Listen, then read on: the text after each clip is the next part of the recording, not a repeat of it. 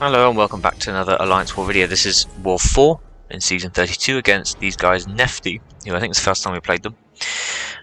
First fight here is Tigra on Power Focus 2. And I'm just using Torch, and this isn't too much of an issue, but I'll throw on an invul boost just in case. You never can be too safe in Alliance War, and that's kind of the theme of this video, I suppose. So I think I do still have the Petrify Mastery on here, so it's just a simple case of doing normal torch things, medium, light, medium, restricting her power while she is stunned, but as you can see here, she's totally melting. I have some thought here of baiting out SP1, and then I'm like, nah, it doesn't matter. Because of course, here she's gaining no power at all, thanks to the Petrify Mastery, and I can just keep doing this until the cows come home. And yeah, the fight's over already. No need for the pre-fight because we're going to need it in our next fight. So as you can see, we can whiz through the middle, which has been cleared, and we head to the Iron Man Infinity War on the left hand mini, the Aspect Evolution. What are the other nodes? The one that puts shock on you with buffs and all that sort of thing. I probably don't need the Odin pre-fight here, but we decided it's nice and safe just to give us the Stormbreaker pre-fight, which gives us 80% shock resistance, which is useful because obviously the shocks are going to do not much damage. You know, people sometimes think, oh, who can we assign here? We need some sort of counter, we need some sort of people are used to not having Torch, basically. But then another officer said, just send Torch. Torch isn't banned. So, oh yeah, we can just send Torch. And you just kind of ignore all the Aspect of Evo stuff and you just burn him down, I guess. So, flame on for this fight, and the shock pre-fight helps a lot. The name of the game here is Repowering if you can, and we're able to get that done here. Medium, light, medium. We still have Petrify Mastery, so we're sort of minimizing his power. Got to keep an eye on the armor ups, and you've also got to keep an eye on the I'll look at all that power sting damage. You've got to keep an eye on the 6 blocked hits, because of course he's unblockable on the 10th. Brings us to 10 here, so I see this coming and I specifically dodge to not have to block his unblockable. And then we just keep going. Here we can do a nice heavy counter because he didn't want to reparry. So SP1, power sting damage. He's completely melting and I'm taking basically no damage from the Odin pre-fight. Now I switch to doing heavies only, just in case, because we don't want to get auto-blocked. Oh no, I don't. From here I switch to heavies only, because we don't want to get auto-blocked. Push him to SP1, and power sting gets him. So that fight used to be quite tricky last season when Torch wasn't banned all the time, but now that Torch is unbanned all the time, it's kind of fine, which is nice. So now we're waiting again until the next morning, once we've moved up a bit. And here we are at the next morning. We're taking path 1 in section 2 again. For some reason we're taking this path quite a lot. It's not for a particular reason, it's just, I don't know, where I ended up being sent. And here, Tigra is getting her ward debut. Now, again, this is, I said earlier, the theme for this video is kind of safe rather than sorry. And that is absolutely how I play Tigra. I'm not some sort of Tigra god who is getting all this crazy intercept, crazy SP2 stuff, whatever. I mean, I kind of can do it. Like I've done it in duels, but in war, that's not how we do things, right? In war, we like to play nice and safe. And of course, Tigra is an absolutely perfect counter for the global because she doesn't nullify, she doesn't fate seal, she doesn't stagger. She puts on this neutralize debuff that reduces the ability accuracy of buffs triggering on the opponent, which means all you need to have done is hit them, and for a few seconds afterwards they simply can't gain any buffs, which means that the global just can't work. Unless there's extra defensive ability accuracy in play, but extra offensive or defensive, because I think, ability accuracy in play. So against this Angela here, she starts with an armor up buff, but you see every time I hit her, of course, the neutralizer is going to stop anything from happening. So this fight in particular is just out damaging the region. I've got no counter to the region because it's a passive. Here she does manage to get an armor up and I hold, I don't punish. It's kind of fine. I used a power stat 1 boost just to get going with my SP2s. I don't try the dashback thing as I possibly could have done. But you'll see this is of course a pretty quick fight. Getting in there with her attacks just before the global would kick in, just to get our neutralize on her. And as you can see, this fight's no problem at all, really. We're healing up from the armor rake. Yeah, and no real problem. This will probably finish her off or get close to it. So the next fight after this is a Kingpin on Buffet, which is has the same basic strategy where we're hitting him and then he'll eventually drop. And the neutralizer is going to stop the global, well, at least that's the plan. And all we're going to do is remove Dex, because we don't actually need it, unless of course Kingpin throws his SB2, but we can probably just block that. So we don't need to Dex. Actually, instead of blocking it, then if he did throw, I probably would try and do the heavy thing. But yeah, so here we're taking off Dex, loading up all the other stuff, Mystic Dispersion, in case there's get a bit of extra power from some buffs if they do get through.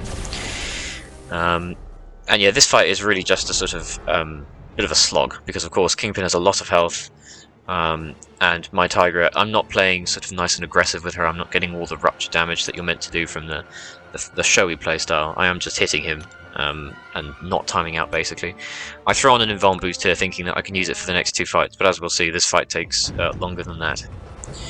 So parry is unreliable, so bait out heavy, respond, and it's a sort of slow but sure takedown. Nice little intercept there. Bait out SP1 when I can, and all that sort of stuff. So while you see me slowly but surely wear down this Kingpin, I want to talk to you about the next fight. So once again, we have a problematic Super Scroll. This time the Super Scroll is on node 51, I think it is. See there, I don't punish specifically because the neutralizer had fallen off, and there's a chance he'll go unblockable, and he did. So that was sort of nice and cautious. So this Super Scroll, node 51, this is the one where if you hit 2 kinds of basic attack in a row, the same kind, they gain a prowess buff, and whenever they have a prowess buff, they gain a passive block penetration charge. I think it's called an iron charge or something. And to throw a spanner in the mix, they have Conflictor, which means your parries aren't going to stick, and they're going to get 75% of a bar of power, which is actually quite a lot. Power Snack gives them either a third or a half, I can't exactly remember, but a third or a half bar of power. Conflictor is 75%, which is quite a lot. And we weren't quite sure who to send for this fight. We managed to get a video of someone else doing it with Tigra, and they made it look really hard, because they were taking lots of SB2s to the block, and that person's Tigra, they finished the fight pretty quickly, sort of 45 seconds, because they were using suicides and going for it. Oh, there I whiff and get smacked. Yeah, they were going pretty aggressive and pushing him to SB2. That wasn't how I wanted to play it. I just, again, wanted to play it safe and sorry.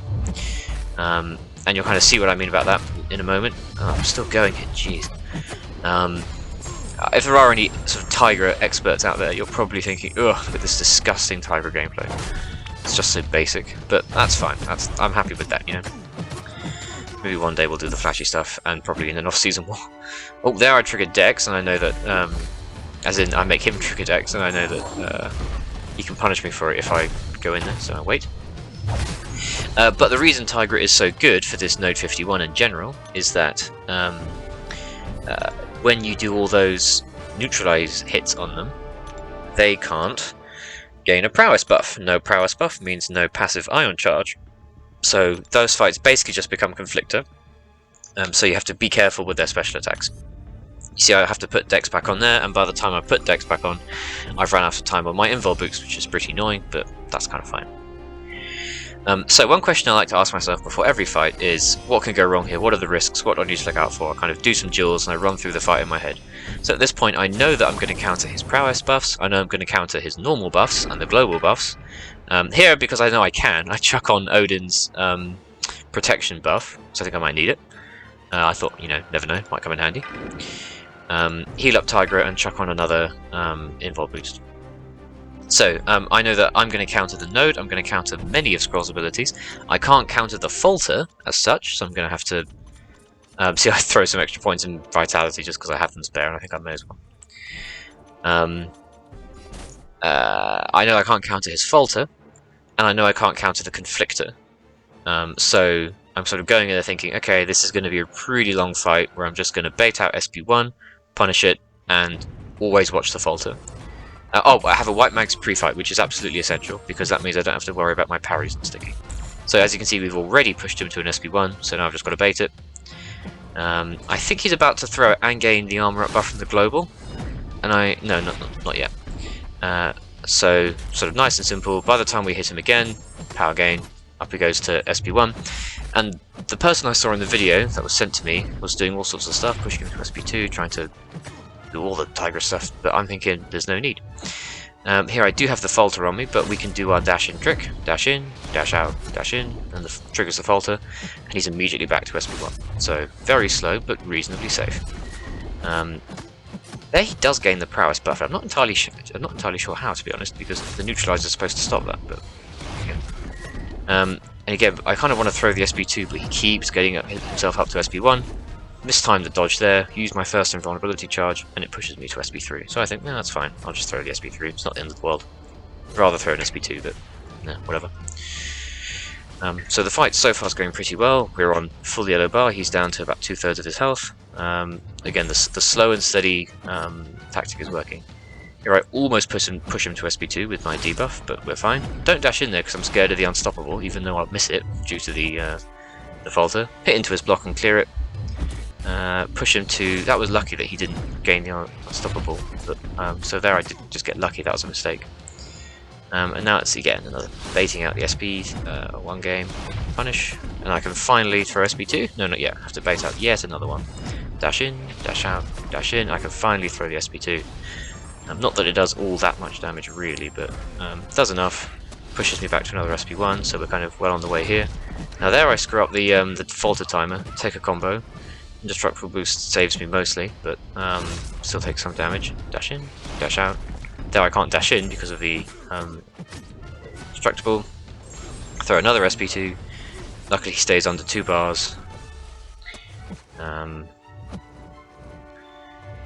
You'll see that one thing that happens in this fight is that it's so difficult for me to hit him consistently that he actually does gain a load of buffs. So I wasn't expecting him to gain many buffs at all really, but that element of the fight is harder for Tigra to control than I thought it was. Dash in, trigger falter, dash out, punish.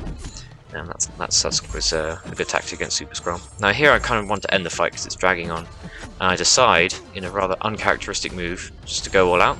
I'm thinking, oh, this will surely kill him. It doesn't. At that point I think, oh, sugar. Luckily I managed to throw the unblockable SP1 to finish him, so I really shouldn't have done that. That was bad play, but I did, and I got lucky that I came out fine. But I should have just bait out the SP1 and kept going. But anyway, that's the end of this war.